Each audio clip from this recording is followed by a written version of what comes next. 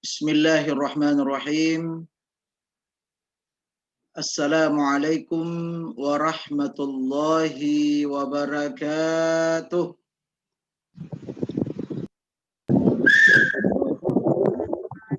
Waalaikumsalam warahmatullahi wabarakatuh. Waalaikumsalam warahmatullahi wabarakatuh. Innal hamdalillah nahmaduhu wa nasta'inuhu wa nastaghfiruh. Na'udzu billahi min syururi anfusina wa min sayyiati a'malina. Man yahdihillahu fala mudilla lahu wa man yudlilhu fala hadiyalah. Wa la ilaha illallah wahdahu la syarika lah wa asyhadu anna Muhammadan abduhu wa rasuluh. Allahumma salli ala sayyidina Muhammad wa ala alihi wa sahbihi wa man tabi'ahum bi ihsanin ila yaumiddin, amma ba'du. Anak-anakku sekalian yang sama-sama dirahmati oleh Allah Subhanahu wa taala. Alhamdulillah, pertama-tama dan yang paling utama, marilah kita memanjatkan puji dan syukur kehadirat Allah Subhanahu wa taala, karena pada sore hari ini kita semua masih diberikan kesehatan, kita masih diberikan umur yang panjang, kita masih diberikan kekuatan, sehingga anak-anakku semuanya tetap bersemangat melaksanakan ta'lim, khususnya ta'lim pada sore hari ini. Saya mendoakan mudah-mudahan anak-anakku yang bersungguh-sungguh dalam mengikuti setiap ta'lim. Kalau ta'limnya setiap hari dia selalu semangat ikut ta'lim, saya mendoakan mudah-mudahan mendapatkan kebaikan dari Allah, yaitu berupa kecerdasan, kemudian diberikan kemudahan dalam setiap belajarnya, dan yang paling utama mudah-mudahan anak-anakku yang bersemangat mengikuti ta'lim semoga menjadi anak yang solehah. Amin ya rabbal alamin. Salawat serta salam marilah kita bersama-sama peruntukkan kepada junjungan Nabi besar kita, Nabiullah Muhammad sallallahu alaihi wasallam. Jadi mari anak-anakku biasakan selalu membaca salawat. Ya, salawatnya yang paling bagus itu kita ucapkan Allahumma sholli ala sayyidina Muhammad wa ala ali sayyidina Muhammad. Jadi diharapkan anak-anakku dibiasakan, ya, dirutinkan, kalau perlu ditargetkan, ya, dalam sehari misalnya 100 kali, ya. Jadi itu dibiasakan baca salawat Allahumma sholli ala sayyidina Muhammad wa ala ali sayyidina Muhammad sampai 100 kali. Tidak perlu berturut-turut sampai 100. Bisa dicicil. Maksudnya setiap selesai sholat 20 kali. Ya. Jadi kalau sholat 5 waktu cukup 100 kali. Karena dengan sholawat ini insya Allah kita akan mendapatkan keselamatan. Baik di dunia, lebih-lebih di yaumil akhir, di mana pada hari kiamat kita akan mendapatkan pertolongannya Nabi, dan boleh jadi kita akan tinggal bersama Nabi di surganya Allah Subhanahu wa ta'ala. Anak-anakku sekalian yang sama-sama dirahmati oleh Allah Subhanahu wa taala, Seperti biasanya sebelum kita memulai ta'lim, ada beberapa hal yang kita lakukan. Pertama, mari kita awali ta'lim ini dengan sama-sama membaca basmalah. Bismillahirrahmanirrahim. Bismillahirrahmanirrahim. Kemudian selanjutnya, marilah anak-anakku semuanya mengikhlaskan hatinya untuk membaca surat Al-Fatihah. Kita niatkan kebaikan surat Al-Fatihah ini untuk seluruh guru-guru kita dan orang-orang yang berjasa dalam mulai dari mendirikan DDI sampai mengembangkan DDI hingga saat ini. Baik yang sudah mendahului maupun yang masih hidup sekarang. Kita bacakan Al-Fatihah untuk kebaikan semuanya. Termasuk ulama yang kita pakai kitabnya belajar, dan termasuk juga orang tua kalian, ya. Jangan lupa kita doakan juga orang tua, ya, mudah-mudahan juga mendapatkan kebaikan dari keberkahan surat Al-Fatihah ini. Wa ala hadhihi niyya Al-Fatihah. A'udzu billahi minasyaitonir rajim. Bismillahirrahmanirrahim. Alhamdulillahi rabbil alamin. Arrahmanir rahim. Maliki yaumiddin. Iyyaka na'budu wa iyyaka nasta'in. Ihdinas shiratal mustaqim. Shiratal ladzina an'amta 'alaihim ghairil maghdubi 'alaihim waladdallin. Amin. Kemudian selanjutnya kita akan membaca doa, belajar. Semoga apa yang kita pelajari pada sore hari ini diberikan pemahaman oleh Allah Subhanahu wa ta'ala. Kita akan share dulu doanya. Ya. Mari kita awali. Bismillahirrahmanirrahim. Alhamdulillahi rabbil alamin. Allahumma salli ala sayyidina Muhammad wa ala alihi wa sahbihi ajma'in. Rabbi zidni ilman warzuqni fahman. Rabbi zidni ilman warzuqni fahman. Rabbi zidni ilman warzuqni fahman. Allahumma faqihni fid din wa 'allimni at-ta'wil. Allahumma faqihni fid din wa 'allimni at-ta'wil. Allahumma faqihni fid din wa 'allimni at-ta'wil. Rabbana atina fid dunya hasanah wa fil akhirati hasanah wa qina 'adzabannar walhamdulillahi rabbil alamin. Baik, anak-anakku sekalian yang sama-sama dirahmati oleh Allah Subhanahu wa ta'ala. Kemudian selanjutnya, sebelum juga kita masuk ke ta'lim, melanjutkan tafsir surat Al-Fatihah, seperti biasanya kita akan menjawab pertanyaan-pertanyaan dari anak-anakku semuanya, baik pertanyaan secara langsung maupun pertanyaan melalui pesan di Zoom ini. Dan saya melihat di sini sudah ada beberapa santriwati, anak-anakku yang bertanya, ya. Jadi sudah ada yang bertanya. Dan bagi yang mau langsung silakan, ya. Silakan nyalakan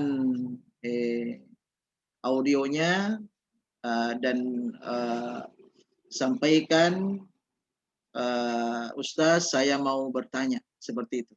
Sambil menunggu yang bertanya langsung, kita akan menjawab dulu pertanyaan yang sudah masuk melalui pesan. Baik, Yang pertama, ini secara privat dia kirimkan, tapi tidak apa-apa saya sebut namanya, yaitu dari Salwa Rifdah. Ya, pertanyaannya Salwa Rifdah. Ustaz, saya mau tanya, apa benar kalau lagi ulang tahun terus tiup lilin itu hukumnya haram? Atau kalau haram, apa dalilnya? Terus kenapa bisa haram? Ya, bagus pertanyaannya ini. Bertumpuk-tumpuk pertanyaannya. Baik anak-anakku sekalian yang sama-sama dirahmati oleh Allah Subhanahu wa taala. Mengenai pertama dulu mengenai merayakan ulang tahun, ya, sebenarnya dalam Islam itu tidak apa-apa. Ya. Jadi kalau ada yang merayakan ulang tahunnya boleh. Ya. Bahkan Nabi sendiri ada bentuk perayaan yang dilakukan oleh Nabi, tapi bukan setiap satu kali satu tahun.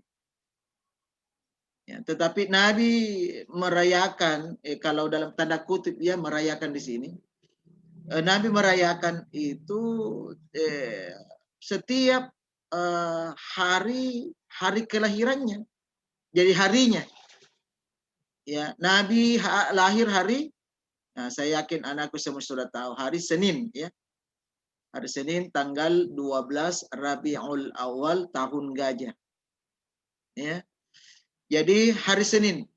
Nah, ternyata dalam hadis ketika Nabi itu ditanya,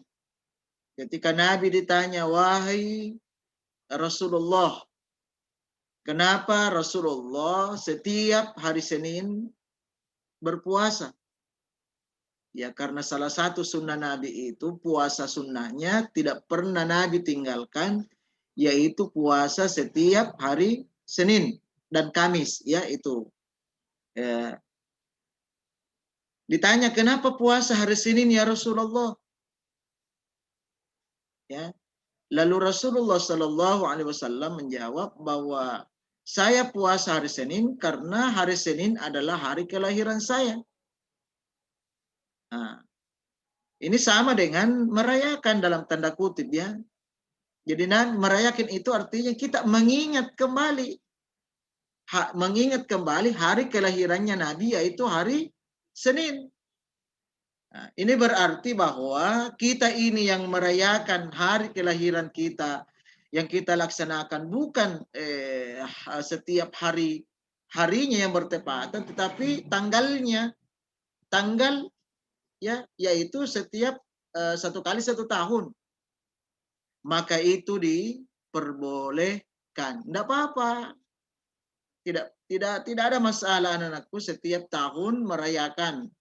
Misalnya setiap tanggal 5 Oktober, misalnya lahir 5 Oktober, maka dia rayakan hari ulang tahunnya setiap 5 Oktober.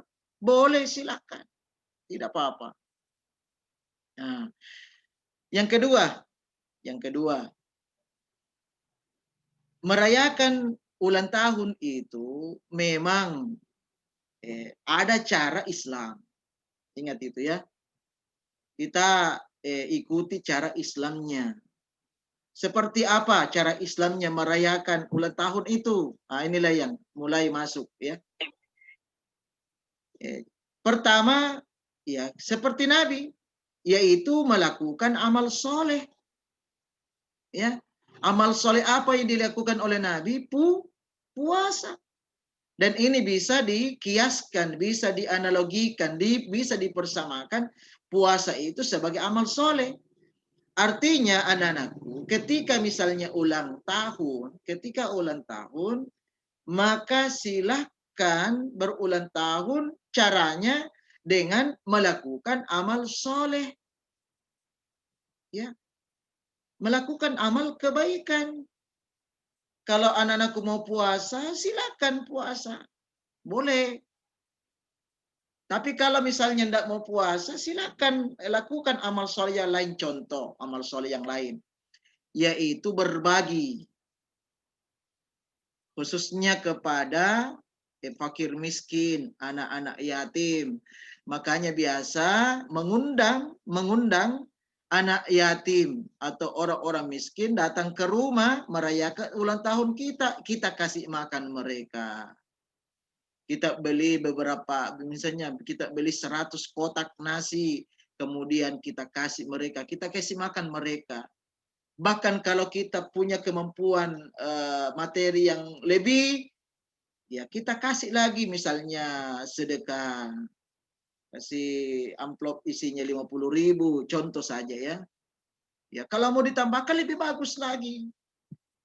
Ya, jadi yang paling utama di sini ketika merayakan ulang tahun menurut ajaran agama kita yaitu beramal soleh, ya, beramal soleh seperti tadi bersedekah, berbagi kepada anak yatim piatu, ya, atau misalnya hari ulang tahunnya itu bertekad untuk menamatkan Al-Quran dan memulai membaca Al-Quran pada pas hari ulang tahunnya itu. Dia mulai. Ya, kalau tidak bisa tamat hari itu juga, dia akan lanjutkan hari-hari berikutnya. Yang penting dia mulai pada tanggal bertepatan ulang tahunnya. Itu juga boleh. Dan inilah tentu yang paling bagus. Ya, yang paling bagus. Merayakan, ya, jadi perlu juga kita mengingat kembali hari kelahiran kita sebagai bentuk syukur. Alhamdulillah sekarang ini Allah sudah kasih 15 tahun, contoh ya, 15 tahun, ya, itu bentuk syukur kita, ya, sehingga kita melakukan amal soleh, ya, ya, jadi bentuk syukur semata-mata, bentuk syukur kita kepada Allah Subhanahu wa ta'ala. Itu menurut Islam. Nah, sekarang ya, bagaimana merayakan ulang tahun? Terus ada lilinnya, ada kue tarnya, kemudian lilinnya pakai di apa namanya? Ya, ada dinyalakan, ya, dinyalakan lalu ditiup. Nah, bagaimana itu? Kalau menurut Pak Ustaz, kita ini selaku umat Islam tidak perlu itu dilakukan. Ya, tidak perlu. Saya hanya katakan usahakan tidak perlu dilakukan itu.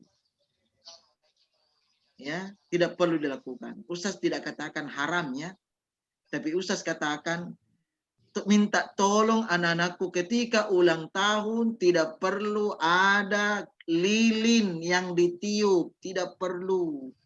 Kenapa? Karena perbuatan atau kebiasaan seperti ini itu adalah kebiasaannya orang-orang yang bukan Islam. Itu tradisinya tradisi yang bukan Islam. Ya. Itu bukan tradisi kita sebagai umat Islam, bukan. Nah, kenapa saya katakan usahakan jangan dilakukan? Kalau ada yang mengatakan haram, kenapa haram dilakukan? Apa dalilnya? Dalilnya ada sebuah riwayat yang mengatakan man tasyabbaha biqaumin fahuwa minhum. Barang siapa yang menyerupai suatu kaum, maka dia masuk pada golongan itu. Nah, tiup lilin itu adalah menyerupai kebiasaan orang-orang yang bukan Islam. Jadi kalau kita lakukan berarti kita tergolong seperti itu. Na'udzubillah. Padahal kita ini orang Islam. Jadi kalau kita rayakan ulang tahun terus ada lilinnya kemudian kita tiup. Bahkan pernah saya lihat lilinnya itu, jumlah lilinnya yang dinyalakan itu sejumlah umurnya. Sudah berapa? Misalnya kalau umurnya sudah 15 tahun, ada 15 lilin yang dinyalakan kemudian ditiup. Ya. Jadi sekali lagi perbuatan seperti ini minta tolong anak-anakku tidak perlu dilakukan itu. Karena itu bukan tradisi umat Islam. Itu tradisi orang-orang barat itu. Yang notabene-nya dia bukan Islam. Ya, saya berharap anak-anakku ini paham ya. Ya, jadi jangan dipaksakan sama orang tuanya, Pak, belikan kue tar, kemudian ada lilinnya di atas. Jangan itu berdosa sama orang tua, paksa-paksa mau dibelikan. Kalau kuenya enggak apa-apa ya, kue tarnya enggak apa-apa. Ya, karena itu mau dimakan, baru tidak ada ritual-ritual di situ. Yang menjadi masalah itu lilinnya itu. Ya, emannya itu liling itu apa? Jadi sekali lagi jangan. Ya. Jadi itu dalilnya ya. Jadi itu dasarnya kenapa Ustaz mengarahkan jangan dilakukan itu. Karena itu adalah tradisi orang-orang barat yang notabene-nya dia bukan Islam. Kenapa Ustaz katakan jangan dilakukan? Ya, karena kita takut ya terjerumus kepada perbuatan syubhat, dan kalau orang yang terjerumus kepada perbuatan syubhat maka dia maka juga akan terjerumus kepada perbuatan yang haram. Nauzubillah. Jadi ujung-ujungnya sebenarnya masuk ke situ. Ya. Nah, kalau saya tanya di sini ya, kalau saya tanya siapa yang waktu ulang tahun, tuh kemudian ada lilinnya, kemudian ditiup, mungkin ada di antara kalian, tapi tidak perlu saya tanya ya. Yang jelas, insya Allah anak-anakku sekalian, untuk ulang tahun berikutnya, ya jangan lagi dilakukan seperti itu. Jangan. Kalau mau acarakan, mendingan berbagi saja. Kalau kemampuannya tidak banyak, ya paling tidaklah sekeluarga, ya sekeluarga acara bersama, minta doa, didoakan orang tua, mudah-mudahan panjang umur, mudah-mudahan jadi anak yang solehah. Itu juga adalah satu kebaikan. Begitu Salwa Rifdaya jawaban Pak Ustaz. Mudah-mudahan ini bisa dipahami semuanya. Kemudian selanjutnya ya, pertanyaan dari Isnaini Zahwa. Ya. Isnaini Zahwa. Maaf Ustaz, apa hukumnya kalau kita memposting foto orang yang sudah meninggal? Innamal a'malu binniyat. Sesungguhnya setiap perbuatan itu didasarkan dengan niatnya. Ya, jadi dikembalikan apa niatnya memposting. Ya, apa niatnya memposting foto yang sudah meninggal? Itu niatnya apa? Kalau tidak ada tujuannya, lebih baik tidak perlu. Ya. Kalau tidak ada tujuannya, tujuan baiknya. Ya, saya pikir itu tidak perlu. Sebab ada juga tipe manusia ya ketika melihat foto keluarganya meninggal timbul lagi rasa kesedihan. Ini yang dia khawatirkan kalau kita posting foto yang sudah meninggal, kemudian dilihat lagi keluarganya sehingga timbul kesedihan. Saya kira ini ya kurang bagus lah. Ya. Jadi dikembalikan apa niatnya. Nah, kemudian kalau misalnya niatnya dipasang fotonya, kemudian di situ dibawa fotonya ada deskripsi atau ada keterangan, mohon didoakan, bacakan surah Al-Fatihah, ya almarhum yang ada di foto ini. Nah, kalau hanya sekedar itu, hanya memperjelas siapa yang meninggal misalnya, kemudian diminta didoakan, nah itu saya kira itu tidak apa-apa. Ya. Jadi dikembalikan niatnya seperti apa. Tapi kalau menurut Ustaz, kalau tidak ada tujuan kebaikan, lebih baik tidak perlu kita posting, ya, tidak perlu dipasang di post di Facebook dan lain sebagainya. Jadi jadi sekali lagi saya pertegas, kecuali ada tujuan-tujuan baik, ya. Misalnya mengingat kembali, misalnya foto pahlawan-pahlawan misalnya. Mereka kan pada sudah meninggal kan, tapi untuk memperingati jasa-jasa mereka, apalagi misalnya Hari Pahlawan ditampilkan semua foto-foto pahlawan. Misalnya yang gugur dalam gerakan G30 sebagai para jenderal-jenderal yang muslim misalnya. Ya, untuk mengingat sejarah. Ini kan ada tujuan. Saya pikir itu tidak ada masalah. Ya. Baik, tapi kalau tidak ada tujuan sama sekali sekedar memposting, lebih baik tidak perlu diposting. Apalagi kalau ada niat buruknya, jeleknya, itu haram hukumnya diposting. Kemudian selanjutnya saya buka kembali pesannya. Tapi ini secara privat, ya. Secara privat, dan minta jangan dikasih tahu namanya. Ya, tidak perlu karena ini privat. Assalamualaikum Ustaz, afwan mau tanya sebelumnya, jangan dikasih tahu namanya, ya. Jadi saya tidak kasih tahu siapa nama yang tanya ini, ya. Apakah jika sedang melayat terus kita foto kuburannya dan di saat pulang kita masukkan di status dan captionnya itu adalah Al-Fatihah atau sebagainya. Bolehkah Ustaz? Nah, tadi saya sampaikan ini ada hubungannya dengan pertanyaan pertama, ya. Memposting foto yang sudah meninggal, memposting kuburannya, tapi ada caption di bawahnya ini, ada keterangan, ada deskripsinya, minta didoakan. Nah, saya kira itu tidak ada masalah, ya. Jadi tidak ada masalah.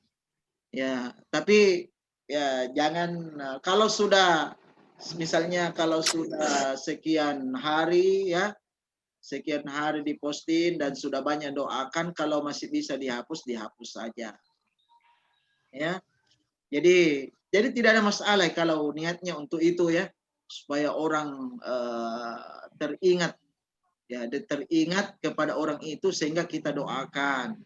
Atau di foto kuburan itu supaya orang juga teringat suatu saat saya juga seperti itu ada di dalam kuburan itu. Nah, kalau niatnya untuk mengingatkan lagi seperti itu, ya insya Allah saya kira itu tidak apa-apa, ya. Kemudian masih ada lagi masih orang yang sama. Ya, pertanyaan kedua, ya ini juga saya tidak mau sebut namanya, ya, karena masih terkait masih orang yang sama juga, orang yang sama. Apakah jika ada lomba game online dan kita ikut lomba itu terus menang, apakah itu dinamakan judi? Nah, saya tanya dulu. Apakah pada saat ikut game ini bayar? Itu dulu. Apakah bayar pada saat ikut game? Ya. Atau perlombaan lain, ini bukannya sekedar game, ya. Misalnya perlombaan 17 Agustus. Terus disuruh bayar uang administrasi. Siapa yang mau ikut bayar 50.000. Nah, ketika menang, ketika jadi perlombaannya ini, itu hukumnya haram, tidak boleh. Kenapa? Karena ada bayar. Dan kalau ada hadiahnya, maka itu tidak boleh diambil. Kenapa? Karena perbuatannya haram. Ya. Jadi setiap ada perlombaan apapun terus disuruh bayar sebagai uang, ya, administrasi. Dan itu mungkin ada untuk membeli hadiah dan sebagainya, maka sekali lagi itu tidak boleh. Jadi setiap game, setiap perlombaan ada uangnya disuruh, ada pembayarannya disuruh untuk disetor, maka itu tidak boleh. Nah, kalau perlombaan atau game itu tidak boleh, maka hadiahnya pun kalau menang juga tidak boleh diambil. Ya, perlu dipahami ya. Ini mungkin persoalan yang biasa saja kayaknya. Karena ini yang setiap ada event 17-an, Muharraman. Ya, kalau tidak ada bayar-bayar, pokoknya siapapun yang mau ikut daftar silakan, tidak ada pembayaran, maka itu tidak apa-apa. Ya, kembali ke pertanyaannya, apakah game online kemudian ikut berlomba, kalau menang apakah judi namanya? Ya, kalau gamenya itu tidak ada pembayaran, maka itu tidak apa-apa.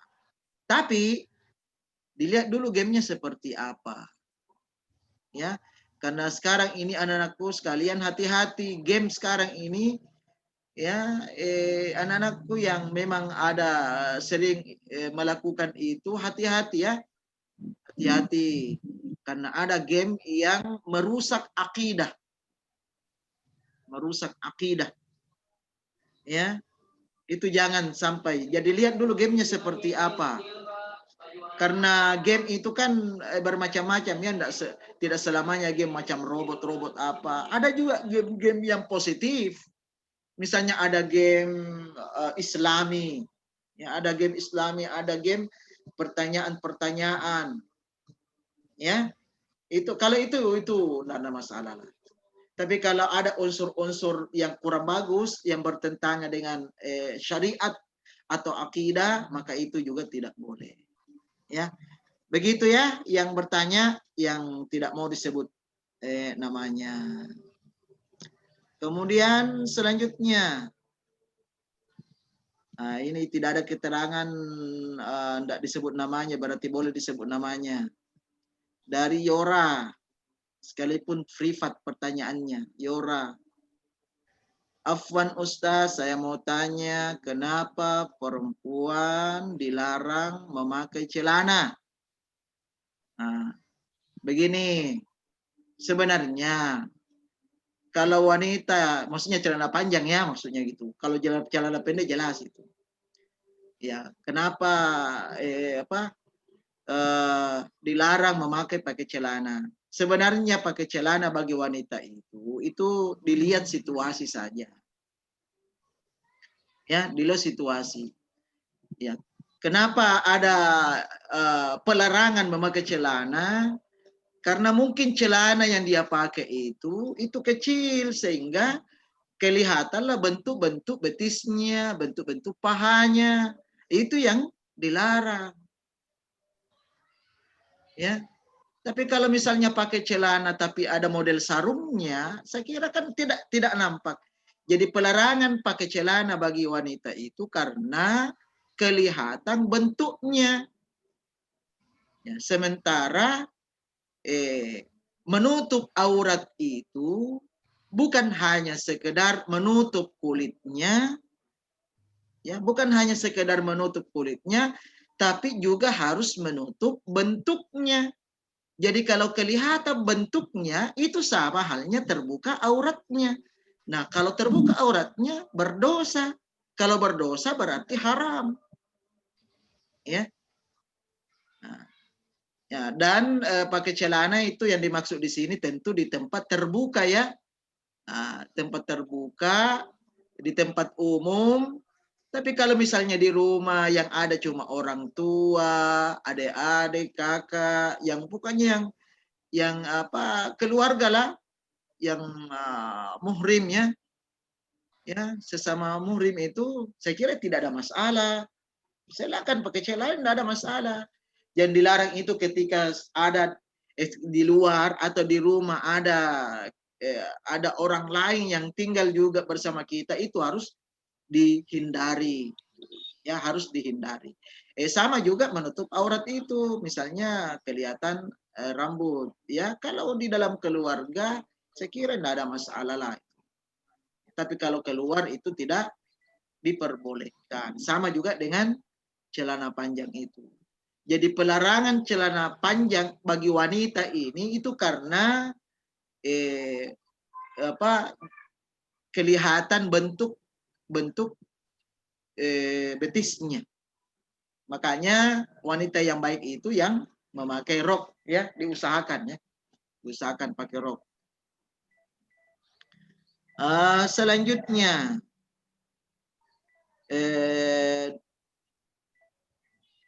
Ari Dharma. Ustaz, Ari mau tanya, apakah neraka? Apa neraka? Maksudnya enggak paham juga ini, ya. Apa neraka? Itu salah, Ustaz. Oh, salah ya? Yang satunya, Ustaz. Oh, yang satunya mana? Oh, di belakang ya, dia ya.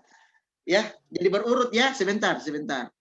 Ini ke Salwa dulu. Ini ada lagi yang privat ini, yang privat dulu. Salwa, kembali ke Salwa Rifda lagi. Astagfirullah, ini katanya jangan disebut nama, sudah terlanjur ya. Terlanjur. Maaf ya, Salwa tadi sudah terlanjur disebut ya. Kemudian Yora lagi kembali, Yora. Saya mau bertanya lagi, Ustaz, kenapa perempuan dilarang menggunakan pakaian yang ketat? Oh, tadi sudah dijawab ya. Kenapa wanita itu dilarang pakai yang ketat? Karena bentuk tubuhnya kelihatan. Sama tadi celana, bentuk betisnya, pahanya kelihatan. Jadi kalau baju, bentuk tubuhnya semuanya kelihatan. Ya, mohon maaf sampai benjol-benjolnya juga, mohon maaf ya. Karena itu yang dilarang. Ya, maksudnya ini yang langsung terbuka ya. Kecuali kalau misalnya itu sekedar dalaman, tapi ada luarnya, baju luarnya, saya kira tidak ada masalah. Yang dimaksud ini itu yang nampak. Ya. Jadi Ustaz tadi katakan bahwa menutup aurat itu bukan hanya sekedar kulitnya yang ditutup, tetapi sampai pada bentuk tubuh juga harus tertutup. Jadi kalau ada yang kelihatan bentuk tubuhnya, sehingga bisa mengundang hal-hal yang kurang baik oleh lawan jenisnya, maka itu yang tidak boleh. Ya.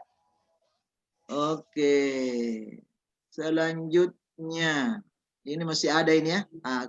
Ya, Ari tadi ya. Nih Ari.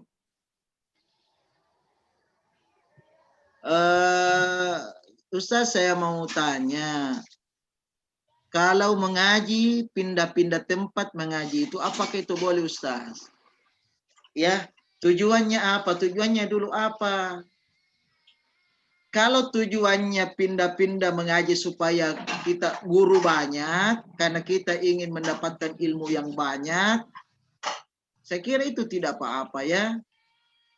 Ya, saya kira tidak apa-apa. Kalau misalnya, atau mungkin kalau mengaji sini kurang nyamannya karena ada faktor mungkin selalu diganggu sama teman.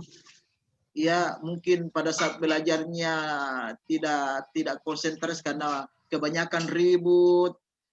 Ya, padahal kita ini mau belajar Al-Qur'an, mau tenang, mau konsentrasi full, tidak ada yang ribut-ribut, terus kita pindah ke guru yang lain.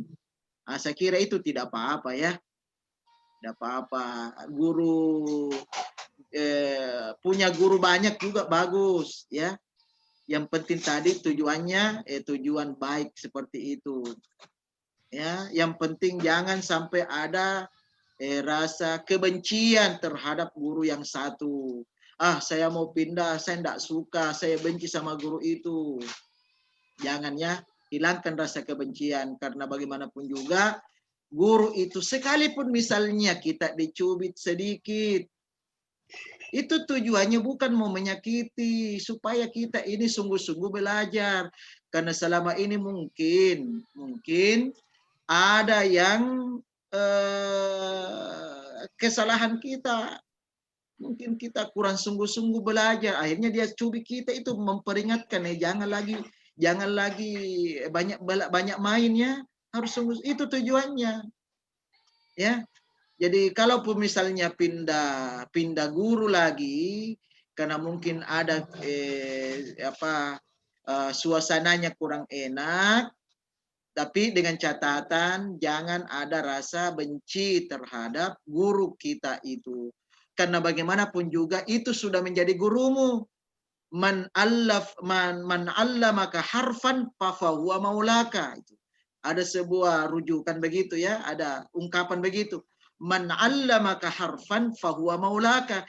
Siapa yang mengajarimu sekalipun hanya satu huruf saja. Misalnya anak-anakku sudah sempat diajar alif saja satu huruf, maka itulah gurumu.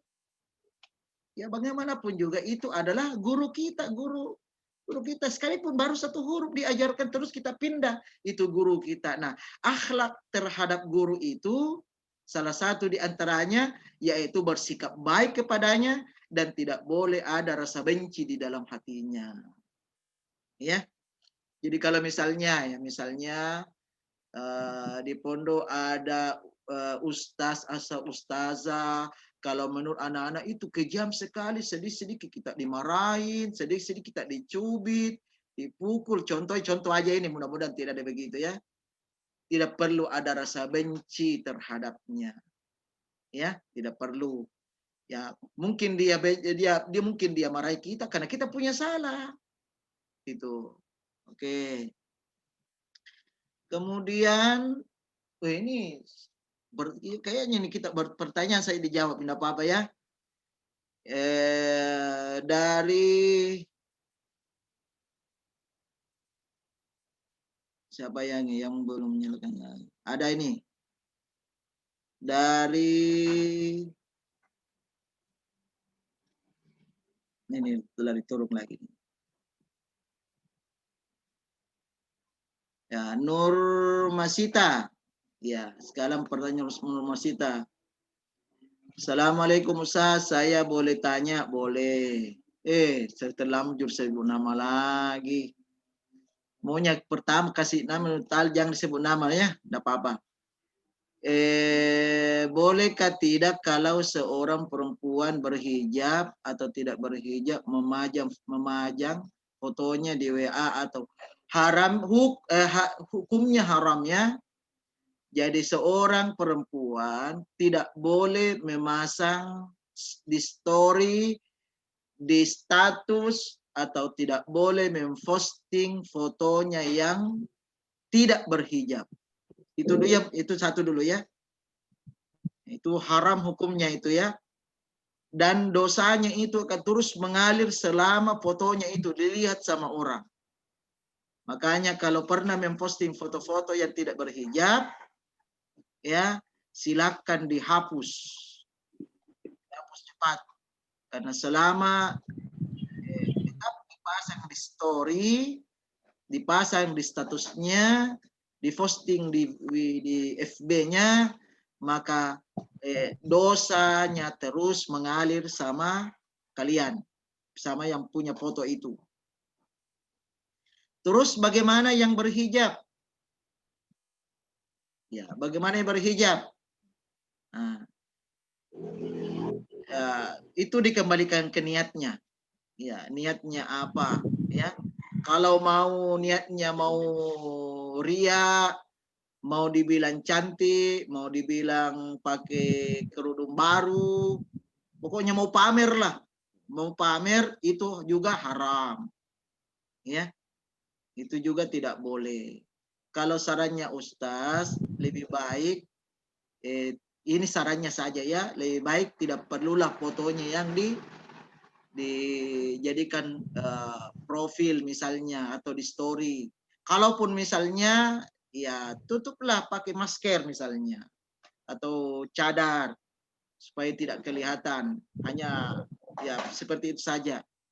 Ya sebab kalau hanya sekedar jilbab kelihatan mukanya, itu kan ya belum, ya itu masih diragukan lah seperti itu.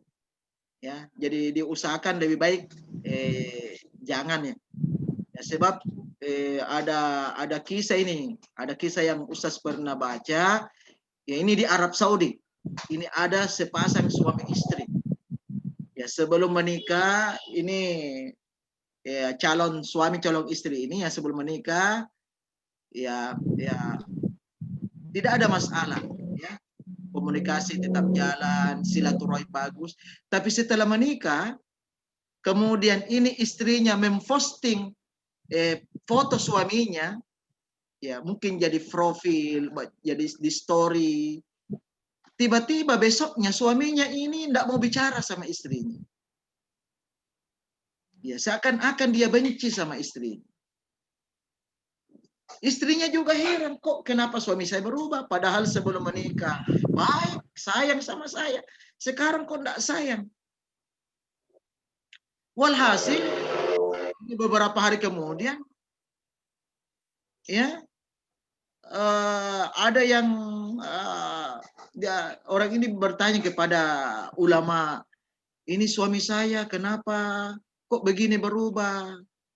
Ya, lalu ditanya, apa yang kamu lakukan? Dia ingat, oh saya pernah begini, saya pernah posting fotonya suamiku. Lalu dikatakan, oh itulah sebabnya. Bukan karena suamimu tidak suka diposting fotonya, bukan itu. Ternyata ada orang yang melihat foto suamimu itu dan mungkin ada rasa suka sehingga dia guna-gunai itu suamimu melalui fotonya. Hati-hati ya, hati-hati.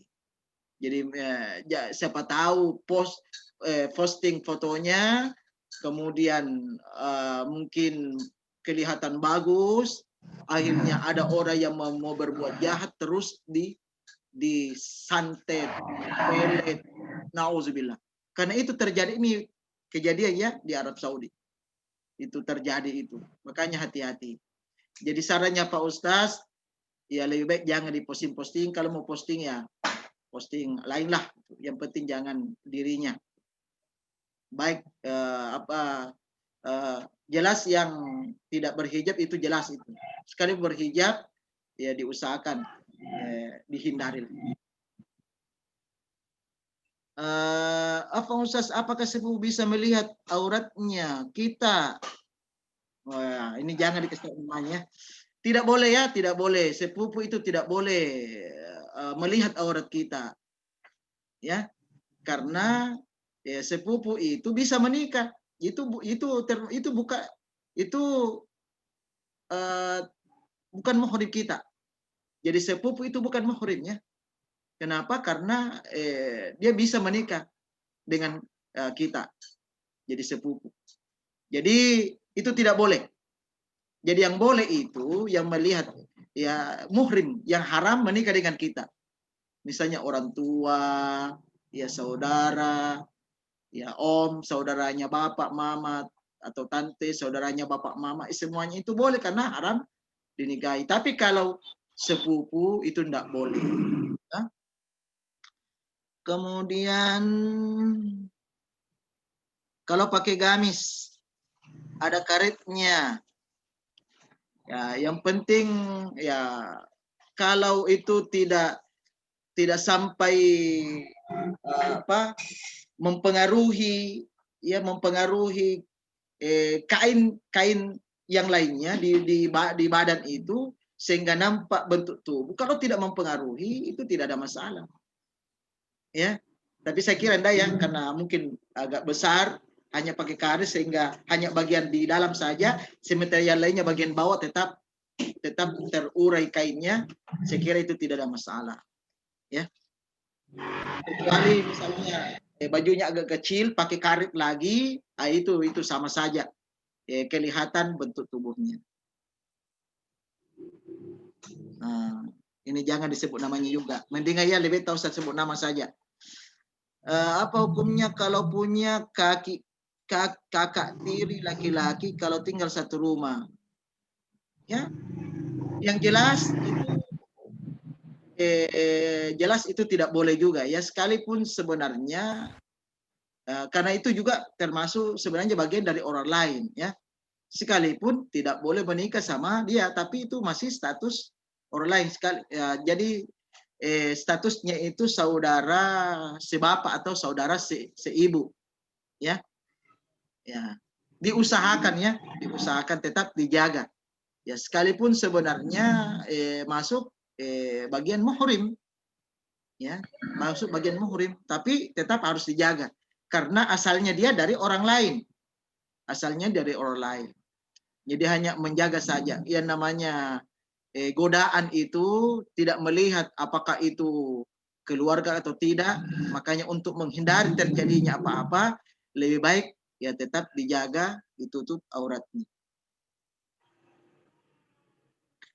Afan Ustaz, siapa saja yang bisa melihat aurat kita?